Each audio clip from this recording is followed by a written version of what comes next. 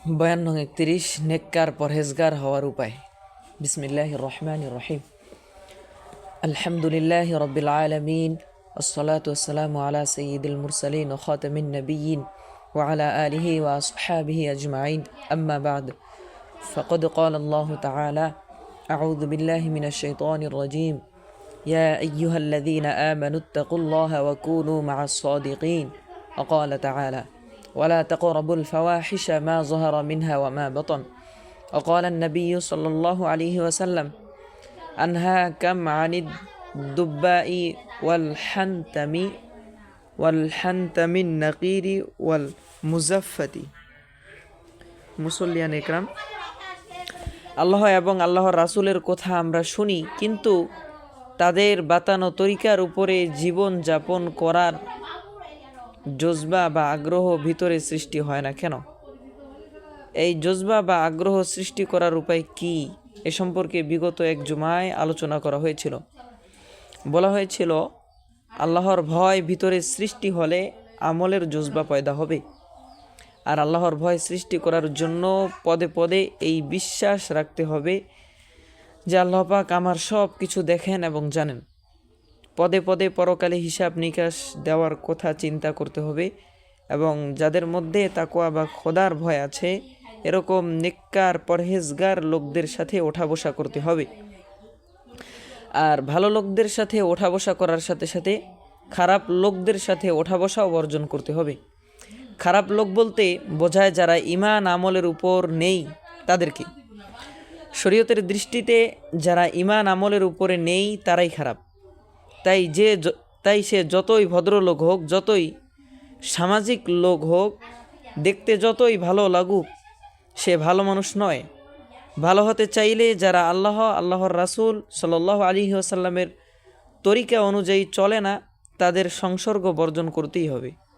নেককার লোকদের সাথে ওঠা বসা বাড়াতে হবে, আর বদকার ও গুনাহগারদের সাথে ওঠা বসা কমাতে হবে। এছাড়া ভালো হওয়ার এবং ভালো থাকার বড় কোনো উপায় নেই। হাদিসে ভালো লোকদের সঙ্গে ওঠা বসার উদাহরণ দেওয়া হয়েছে আতর বিক্রেতার সাথে, আর বদকার লোকদের সাথে ওঠা বসার উদাহরণ দেওয়া হয়েছে কামারের সাথে।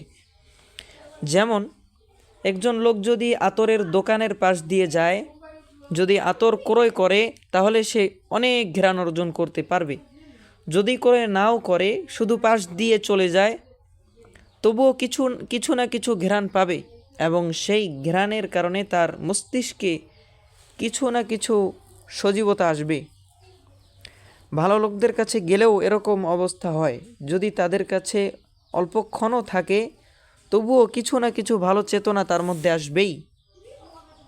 এর বিপরীত কেউ যদি কামারের দোকানের কাছে যায়, যে কামার হাপড় টেনে টেনে কয়লায় আগুন ধরাতে থাকে আর ছাই উড়তে থাকে, যদি ওখানে কেউ দীর্ঘক্ষণ বসে, তাহলে তো যত গন্ধ ছাই সব তার লাগবে। যদি দীর্ঘক্ষণ সেখানে নাও থাকে, অল্প কিছুক্ষণ থাকে বা শুধু পাশ দিয়ে হেঁটে যায়, তবুও একটা উৎকট গন্ধ, কিছু ছাই ধোয়া তার লাগবেই, এবং এ কারণে তার মস্তিষ্কের ভিতরে একটা খারাপ উপলব্ধি আসবে। কারো সঙ্গে ওঠা বসা অর্থাৎ সোহবতের কেমন আসর হয় তা বহু হাদিসে বর্ণিত হয়েছে। এক হাদিসে এসেছে, হযরত হানজালা রাদিয়াল্লাহু তাআলা আনহু একদিন রাসূল সাল্লাল্লাহু আলাইহি ওয়াসাল্লামের দরবার থেকে বাড়ি এসে খুব পেরেশান হয়ে গেলেন। পেরেশান হয়ে হযরত আবু বকর সিদ্দিক রাদিয়াল্লাহু তাআলা আনহু এর কাছে ছুটে গেলেন, বললেন হানজালা মুনাফিক হয়ে গেছে। তিনি নিজের কথাই বললেন যে হানজালা মুনাফিক হয়ে গেছে। হযরত আবু বকর সিদ্দিক রাদিয়াল্লাহু তাআলা আনহু জিজ্ঞাসা করলেন, ব্যাপার কি, খুলে বলুন। তখন তিনি বললেন, আমি যখন রাসূল সাল্লাল্লাহু আলাইহি ওয়াসাল্লামের দরবারে থাকি, আর রাসূল সাল্লাল্লাহু আলাইহি ওয়াসাল্লাম জান্নাত জাহান্নামের কথা আলোচনা করেন, তখন মনে হয় যেন সব চোখের সামনে আছে। তখন ঈমান এরকম মজবুত থাকে। আর যখন ঘরে ফিরে আসি এবং সংসারের কাজকর্মে লিপ্ত হয়ে যাই, তখন আর ওই চেতনা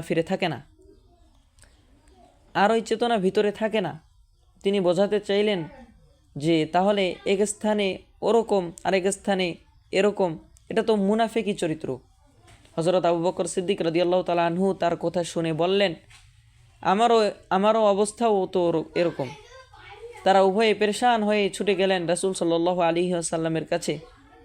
রাসূল সাল্লাল্লাহু আলাইহি ওয়াসাল্লাম তাদের কথা শুনে বললেন যে এরকম মাঝে মাঝে হয়েই থাকে।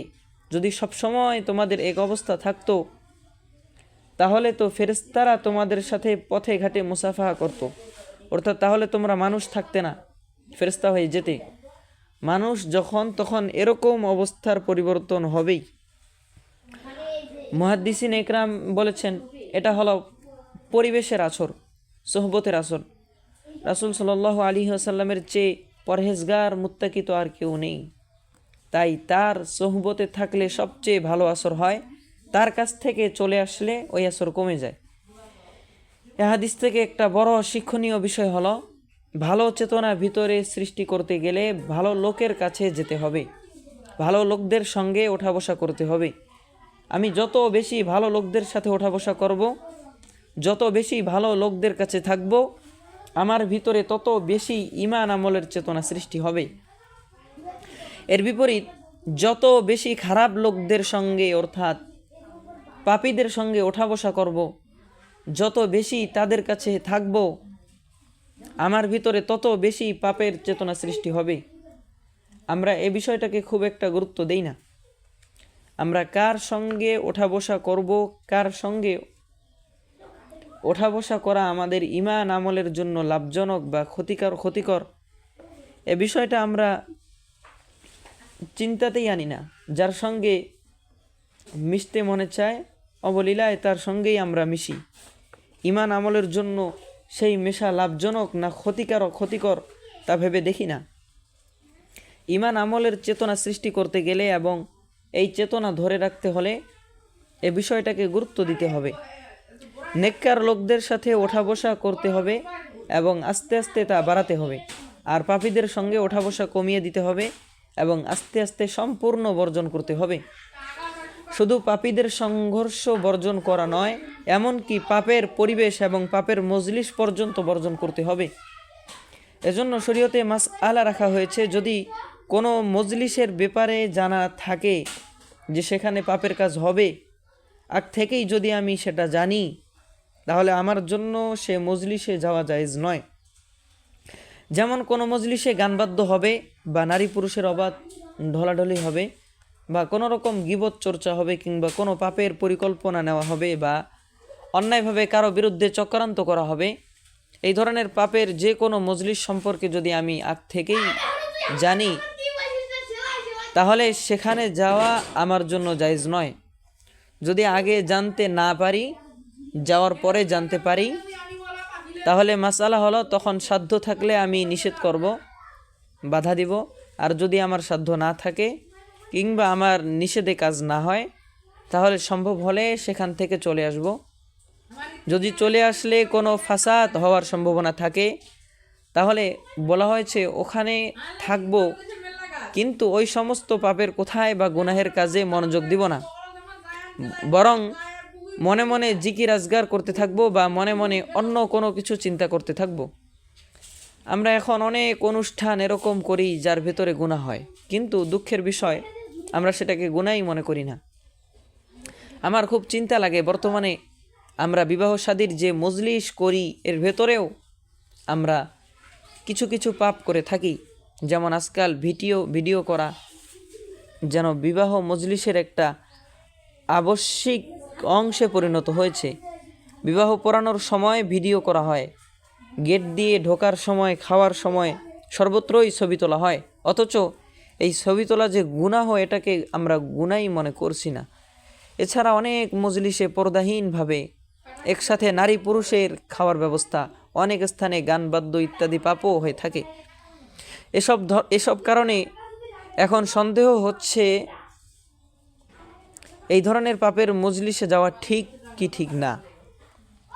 একদিকে ওলিমা খাওয়ানো সুন্নত, যিনি খাওয়াচ্ছেন তিনি একটা সুন্নতের উপর আমল করছেন, যারা যাচ্ছেন তারাও দাওয়াত কবুল করার সুন্নতের উপর আমল করছেন। এদিক থেকে কাজ তো সওয়াবের ছিল, কিন্তু যখন আমি জানছি এখানে গুনাহের কাজ হবে, তখন আমার জন্য সেখানে যাওয়া ঠিক হবে কি না, হবে কি হবে না তা ভেবে দেখার প্রয়োজন আছে। এর দ্বারা কি সুন্নত পালন হবে না গুনাহ হবে তা ভেবে দেখার প্রয়োজন আছে। কোনো আল্লাহর বান্দা চাইলে এই অলিমার মজলিসকে পাপ মুক্ত মজলিসে রাখতে পারেন। কোনো ভিডিও ছাড়া, গানবাদ্য ছাড়া, নারী পুরুষ একসাথে বসানো ছাড়াও এরূপ অনুষ্ঠান চলতে পারে এবং তাতেই খায়ের ও বরকত বেশি হবে। একটা নতুন দাম্পত্য জীবন গঠন হচ্ছে, এখানে তো আল্লাহর রহমতের প্রয়োজন আছে। খুব দেখে শুনে বিবেচনা করে আমার সন্তানকে বা আমার আপনজনকে বিবাহ দিচ্ছি। এই বিবাহ তাদের জন্য কল্যাণকর হবে না অকল্যাণকর হবে তা আল্লাহ পাকই জানেন। আমাদের হাজার ব্যবস্থা নেওয়া সত্ত্বেও তাদের জিন্দেগিতে অবরকত এসে যেতে পারে। তাই এক্ষেত্রে আল্লাহর দিকে বেশি রুজু থাকার দরকার ছিল। এজন্য পুরো অনুষ্ঠান সুন্নত তরিকা মোতাবেক হওয়া দরকার ছিল, যাতে সুন্নতের বরকত তাদের দাম্পত্য জীবন বরকতে তাদের দাম্পত্য জীবন বরকতময় হয়ে ওঠে। কিন্তু আমরা সুন্নত বর্জন করছি, উপরন্ত অনেক গুনাহের কাজ করছি, তাহলে বরকত কোত্থেকে আসবে? যা হোক, যে কথা বলছিলাম, ভালো হতে গেলে, ভালো থাকতে হলে, দিনের উপরে টিকে থাকতে চাইলে, দিনের জজবা এবং দিনের চেতনার উপরে টিকে থাকতে গেলে শুধু পাপীদেরকে নয়, পাপের মজলিসও বর্জন করতে হবে। এমনিভাবে যে পরিবেশে থাকার কারণে আমি দিনের লাইন থেকে সরে যাচ্ছি, যে পরিবেশে থাকার কারণে আমি দিনের উপরে আসতে পারছি না, সে পরিবেশকেও বর্জন করতে হবে। মুসলিম শরীফের হাদিসে একটা ঘটনা এসেছে। ঘটনাটি রাসূল সাল্লাল্লাহু আলাইহি ওয়াসাল্লামের আগের যুগের বনি ইসরাইলের এক ব্যক্তির ঘটনা। রাসূল সাল্লাল্লাহু আলাইহি ওয়াসাল্লাম ঘটনাটা বয়ান করেছেন যে বনি ইসরাইলের এক ব্যক্তি ৯৯টা খুন করেছিল। তারপর একদিন তার ভিতরে অনুশোচনা আসলো যে জীবনে অনেক অন্যায় করেছি, এখন আমার ভালো হওয়ার দরকার। সে ভাবতে লাগলো ভালো হওয়ার কি উপায়। মানুষের কাছে জিজ্ঞাসা করলো। এ যুগের বড় জ্ঞানীকে লোকেরা একজনের কথা বলল। সে তার কাছে গিয়ে জিজ্ঞাসা করলো, আমি জীবনে ৯৯টা খুন করেছি, এখন আমার ভালো হওয়ার উপায় আছে কি? সে ছিল এক খ্রিস্টান পণ্ডিত। সে বলল, সর্বনাশ, ৯৯টা খুন করেছ, তোমার ভালো হওয়ার কোনো উপায় নেই, বের হয়ে যাও আমার এখান থেকে। লোকটার ভিতরে তখন চরম জেদ আসলো। সে ভাবলো, ভালো হওয়ার যখন উপায় নেই, তখন ৯৯টা খুন করেছি, তাহলে আরেকটা করে দেই, ১০০টা পূর্ণ হয়ে যাবে, রাউন্ড ফিগার হয়ে যাবে। এইভাবে সে তাকেও খুন করে দিল। তারপর সে আবার মানুষকে জিজ্ঞাসা করতে থাকলো, এই যুগের বড় জ্ঞানী কে? এই যুগের বড় জ্ঞানী কে আছে? লোকেরা তাকে আরেক খ্রিস্টান পণ্ডিতের সন্ধান দিল। সে ওই পণ্ডিতের কাছে গেল। পণ্ডিত তাকে বলল, তোমার এলাকার মানুষের সাথে, তোমার বন্ধু বান্ধবের সাথে ওঠা বসা করে তুমি খারাপ হয়েছ, তুমি ওই পরিবেশ বর্জন করো, অমুক এলাকায় নেককার লোকেরা বাস করে, তুমি সেখানে চলে যাও। লোকটা সেই এলাকার দিকে রওনা দিল। লোকটা মাঝপথে গিয়ে তখন আজরাইল সামনে এসে গেল। আজরাইলকে দেখে ভয়ে সে মাটিতে পড়ে গেল। পরে যাওয়ার পরে চিন্তা করলো, আমার এখন মৃত্যু হয়ে যাবে। মৃত্যু তো হয়েই যাবে, কিন্তু যতক্ষণ জীবন আছে আমি ভালো হওয়ার চেষ্টা করি। এই চিন্তা করে মাটিতে পড়েও সে বুক দিয়ে ঘষে ঘষে ভালো লোকদের সেই এলাকার দিকে আরও একটু অগ্রসর হলো। এরপর তার মৃত্যু হয়ে গেল। তখন রহমতের ফেরেশতা আর আযাবের ফেরেশতা দুই পক্ষের মধ্যে ঝগড়া শুরু হলো, কারা এর রূহ নিয়ে যাবে। আযাবের ফেরেশতারা বলল, এ পাপী, কাজেই এর রূহ আমরা নিয়ে যাব। রহমতের ফেরেশতারা বলল, না, এ তো ভালো হওয়ার চেষ্টা করছিল, ভালো হওয়ার নিয়ত করে ফেলেছিল, কাজেই একে ভালো লোকদের মধ্যে গণ্য করা হবে। শেষ পর্যন্ত ফয়সালা হলো যে সে যে এলাকা থেকে রওনা দিয়েছে আর যে এলাকায় যেতে চেয়েছিল তার মধ্যে মাপ দিয়ে দেখা হোক। সে এখন যে এলাকার কাছে আছে সে এলাকার মধ্যেই তাকে গণ্য করা হবে। মেপে দেখা গেল বুক দিয়ে ঘষে যতটুকু সে অগ্রসর হয়েছিল ততটুকু সে ওই নেককার লোকদের এলাকার দিকে অগ্রসর রয়েছে। তখন তাকে নেককার লোকদের অন্তর্ভুক্ত করা হলো এবং রহমতের ফেরেশতারা তার রূহ নিয়ে গেল। এ ঘটনা থেকে বোঝা গেল, আমি যদি ভালো হতে চাই তাহলে যে পরিবেশে এবং যে পারিপার্শ্বিকতায় থেকে আমি খারাপ হচ্ছি, সেই পরিবেশ এবং সেই পারিপার্শ্বিকতাকে বর্জন করতে হবে। স্থায়ীভাবে বর্জন করা সম্ভব না হলে অন্তত কিছুদিনের জন্য বা মাঝে মধ্যে ভালো লোকদের সাথে থাকতে হবে। আর ঘরের ভিতরে যেসব গুনাহের উপকরণ রয়েছে সেগুলোকে ঘর থেকে বের করে দেই। আমি ক্যাসেটে গান শুনি, আমি ভিডিওতে নানান রকম অশ্লীল ছবি দেখে আমার চেতনাকে খারাপ করে ফেলেছি, এইসব ক্যাসেট ভিডিও ফেলে দেই। এসবের কারণে চেতনা খারাপ হবে। ওই ছবির ভিতরে একটা নারীকে দেখলে মনের ভিতরে কুপ্রভাব হবেই। নাচ গান, অশ্লীল ছবি দেখা, এগুলোর দ্বারা কলবের নূর নষ্ট হয়ে যায়। এসবের দ্বারা দিনের চিন্তা, আখিরাতের ফিকির, খোদার ভয় ইত্যাদি পবিত্র চেতনাগুলোও নষ্ট হয়ে যায়। এগুলোতে লিপ্ত থেকে ভালো হওয়া বা ভালো থাকা সম্ভব নয়। অনেকে বলে থাকেন এগুলোর মধ্যে অনেক শিক্ষণীয় জিনিস আছে, এগুলোতে অনেক শিক্ষামূলক অনুষ্ঠান হয় ইত্যাদি। এটা হলো একটা খারাপ জিনিসকে বৈধ করার সুতানাতা অজুহাত। মেনে নিলাম এর মধ্যে কিছু শিক্ষণীয় জিনিস আছে, কিছু উপকারিতা আছে, কিন্তু কিছু উপকারিতা থাকলেই কি সেটা বৈধ হয়ে যাবে? খারাপের পরিমাণটা যেখানে বেশি সেটাই খারাপ। সামান্য একটু ভালোর দিকে তাকালেই সেটা ভালো হয়ে যায় না। সাপের বিষেও উপকারিতা আছে, তার দ্বারা ঔষধ বানানো হয়। তাই বলে যখন তখন দ্বার্থহীনভাবে সাপের বিষ খাওয়াকে ভালো বলা যাবে না। এমনকি ডাকাতি, ছিনতাই এর মধ্যেও উপকারিতার সাইড আছে। এর দ্বারা বেকার লোকদের, যাদের আয়ের ব্যবস্থা নেই, তাদের আয়ের ব্যবস্থা হয়ে যায়। তাই বলে ডাকাতি ছিনতাইকে ভালো বলা যাবে না। এভাবে কোনো বিষয়ে একটু ভালো সাইড খুঁজে বের করতে পারলেই সেটা ভালো হয়ে যায় না। কাজেই টেলিভিশন ভিডিওতে কিছু শিক্ষণীয় বিষয় আছে, এই অজুহাতেই সেটাকে ভালো বলে গ্রহণ করা যাবে না। তাছাড়া যেসব শিক্ষণীয় বিষয় আছে বলা হচ্ছে, সেই শিক্ষণীয় ধর্মীয় ফায়দা কি হচ্ছে, সেই শিক্ষায় ধর্মীয় ফায়দা কি হচ্ছে তাও দেখতে হবে। তাছাড়া যেসব শিক্ষণীয় বিষয় আছে বলা হচ্ছে, সেই শিক্ষায় ধর্মীয় ফায়দা কি হচ্ছে তাও দেখতে হবে। গড়ে লাভের পরিমাণ বেশি না ক্ষতির পরিমাণ বেশি, তাও তো দেখতে হবে। শিক্ষণীয় বিষয়ের অজুহাতে এগুলো ঘরে রাখা হলে ওর দ্বারা যে ক্ষতির বিষয়গুলোই বেশি দেখা হয়, এটাই তো বাস্তব।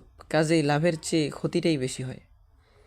অনেকে এগুলো ঘরে রাখার পক্ষে যুক্তি দিয়ে বলেন যে এগুলো ঘরে না থাকলে বাচ্চা কাচ্চারা এদিক সেদিক চলে যায়, অন্যের বাড়ি যেয়ে এগুলো দেখে। কাজেই সন্তানদেরকে ঘরে ধরে রাখার জন্য এগুলো ঘরে রাখা দরকার। কিন্তু সন্তানদেরকে যেমন ঘরে ধরে রাখা দরকার, তাদেরকে ভালো বানানোও তো দরকার, নিজেদেরও তো ভালো থাকা দরকার। এটা তো এমন হলো যে সন্তানরা বাইরে যে খারাপ হতো, এখন আমরা বললাম যে তোরা বাইরে যে খারাপ হবি কেন, আয় ঘরেই খারাপ হওয়ার ব্যবস্থা করে দেই, আর তোদের সাথে আমরাও খারাপ হয়ে যাই, আয় একসাথে সবাই পাপে ডুবে মরি। রেডিও টেলিভিশনে যেসব শিক্ষণীয় বিষয় থাকার কথা বলা হয়, সেগুলো পেপার পত্রিকা পড়ে, বইপত্র পাঠ করে বা মানুষ থেকে মুখেও জেনে শুনে নেওয়া যায়। যারা টেলিভিশন ভিসিআর দেখে না, তারা নির্বোধ থাকে না, নির্জ্ঞানী থাকে না, তারাও ভালো পথে ওসব বিষয় জেনে নিতে পারে। কাজেই এই সমস্ত সুতানাতা অজুহাতে ওইসব পাপের উপকরণ ঘরে রাখা বৈধ হয়ে যাবে না। যে কথা বলছিলাম, ভালো হতে চাইলে এবং ভালো থাকতে চাইলে পাপের সব রকম আসবাব থেকে দূরে থাকতে হবে। ঘর থেকে এসব আসবাব বের করে ফেলতে হবে। এগুলো ঘরে রেখে ভালো থাকা যাবে না। যদি কেউ মনে করেন এগুলো থাকলে কি দোষ, আমি ওগুলো না শুনলেই তো হয়, আমি ওগুলো না দেখলেই তো হয়, কিন্তু তা হবে না। ওগুলোর প্রতি নেশা থাকলে, ওগুলো নজরে পড়লে মাঝে মধ্যে নেশা চেপে যাবে, তখন আবার ওতে লিপ্ত হয়ে পড়তে পারে। পাপের উপকরণ পাপের দিকে টানতে থাকে, এজন্য মূল পাপ যেমন পাপ, সেই পাপের উপকরণও পাপ। মূল পাপ যেমন পাপ, সেই পাপের উৎস এবং সূত্রগুলোও পাপ। জেনা করা পাপ। এমনিভাবে যে সমস্ত কাজ জেনার দিকে অগ্রসর করে, অর্থাৎ যেগুলো জেনার সূত্র, সেগুলোও পাপ। যেমন গয়রে মাহরাম মহিলার দিকে তাকানো, গোপনে মিলিত হওয়া, প্রেম লাভ করা ইত্যাদি কাজ জেনার দিকে মানুষকে অগ্রসর করে, এগুলো হলো জেনার সূত্র, তাই এগুলোও পাপ। কোরআন শরীফে বলা হয়েছে ওয়ালা তাকরাবুজ জিনা, অর্থাৎ তোমরা জেনা তো করবেই না, জেনার কাছেও যাবে না। জেনার কাছে যাবে না অর্থাৎ যে সব কাজ জেনার দিকে অগ্রসর করে, যেগুলো জেনার সূত্র, সেগুলোও করবে না। অন্য এক আয়াতে বলা হয়েছে ওয়ালা তাকরাবুল ফাওয়াহিশা মা যহারা মিনহা ওয়া মা বাতন, অর্থাৎ জাহেরি বাতিনি কোনো রকম পাপের কাছেও যাবে না, অর্থাৎ কোনো রকম মূল পাপ তো করবেই না, তার সূত্র এবং উপকরণেরও কাছে যাবে না। এসব আয়াতে বোঝানো হয়েছে যে সব রকমের পাপ বর্জনের সাথে সাথে সেগুলোর সূত্র এবং উপকরণও বর্জন করা জরুরি। এজন্যেই পাপের উপকরণকেও সম্পূর্ণ ঝেড়ে ফেলতে হয়। পাপের উপকরণ কাছে থাকলে তা দেখে সেই পাপ করার চেতনা সৃষ্টি হতে পারে। হাদিসে এসেছে শরাব হারাম হওয়ার পর আব্দুল কায়েস গোত্রের একটা প্রতিনিধি দল রাসূল সাল্লাল্লাহু আলাইহি ওয়াসাল্লামের কাছে এসেছিল। রাসূল সাল্লাল্লাহু আলাইহি ওয়াসাল্লাম তাদেরকে শুধু শরাব থেকে বিরত থাকতে বললেন না, রাসূল সাল্লাল্লাহু আলাইহি ওয়াসাল্লাম শুধু শরাব থেকে বিরত থাকতে বললেন না, বরং তারা যেসব পাত্রে শরাব তৈরি করত সেগুলো ব্যবহার করতেও নিষেধ করে দিলেন। তিনি বললেন আনহাকুম আনিদ দুব্বাই ওয়াল হান্তামি ওয়ান নাকিরি ওয়াল মুজাফফাতি, অর্থাৎ আমি তোমাদেরকে দুব্বা, হান্তাম, নাকির ও মুজাফফাত থেকে বারণ করছি। তারা দুব্বা, হান্তাম, নাকির ও মুজাফফাত, তারা দুব্বা, হান্তাম, নাকির ও মুজাফফাত নামক 4 ধরনের পাত্রে শরাব তৈরি করত। রাসূল সাল্লাল্লাহু আলাইহি ওয়াসাল্লাম তাই এই পাত্রগুলো অন্য কাজে ব্যবহার করতেও নিষেধ করে দিলেন, কারণ ওই পাত্রগুলো দেখলে তাদের মধ্যে শরাবের নেশা জেগে উঠতে পারে। অতএব আমরা পাপ থেকে বিরত হতে চাইলে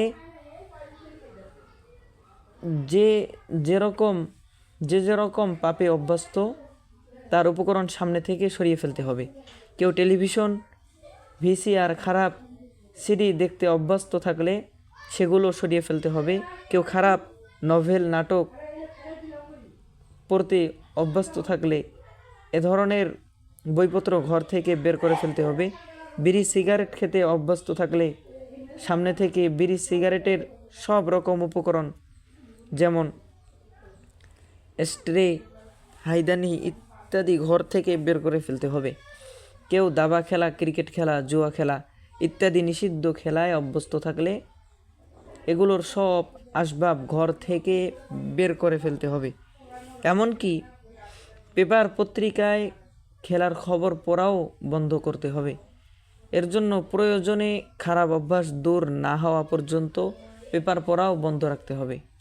সার কথা, পাপ থেকে বিরত হতে চাইলে, ভালো জীবন গড়তে চাইলে পাপীদের সাথে ওঠা বসা বন্ধ করতে হবে, পাপের পরিবেশ থেকে দূরে থাকতে হবে, পাপের উপকরণ ও কাছ থেকে সরিয়ে ফেলতে হবে। আল্লাহ পাক আমাদেরকে আমল করার তৌফিক দান করুন। আমিন। ওয়া আখিরু দাওয়ানা আনিল হামদুলিল্লাহি রাব্বিল আলামিন।